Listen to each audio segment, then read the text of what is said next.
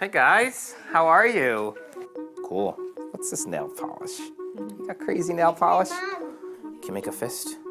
So I knew I wanted to go into orthopedics after spending some time in high school with an orthopedic surgeon who really was able to fix people. This was a sports medicine doctor who took people that were unable to participate in activities secondary to knee or shoulder pain, and whether it was treatment with physical therapy or medication or an operation, he was able to allow them to go back to their desired activity level. And to me, that was something fascinating. It looks like she had what's called amniotic band syndrome or constriction band syndrome. I've always had a passion for children, and being able to put together the combination of caring for children and doing orthopedics was really what I fell in love with. My real interest and expertise is the pediatric upper extremity. The most common injury I treat is a fracture or a broken bone. Regarding the upper limb, my special expertise deals with congenital anomalies, such as fingers being stuck together, extra fingers, nerve injuries such as brachial plexus, and then pediatric sports injuries involving the upper extremity.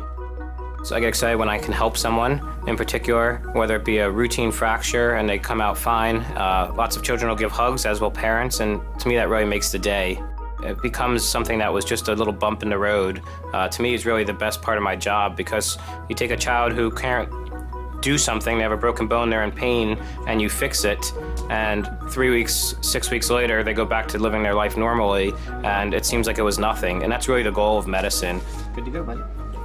So I don't wear a white coat, as you may notice, because I try and keep the atmosphere relaxed as much as possible for both the child and the family. I think a white coat, a tie, all these things add to child stress when they have to go to see a doctor. Besides caring for children, my passion is collecting antique firefighting equipment. I used to volunteer in high school and college, in the fire department and on the ambulance. And I initially started collecting some die-cast vehicles. And over time, after meeting my awesome wife, she told me I should expand because the die-cast vehicles were boring. I did some research and found that people actually collect the real memorabilia. So therefore, I started collecting antique equipment such as helmets and extinguishers.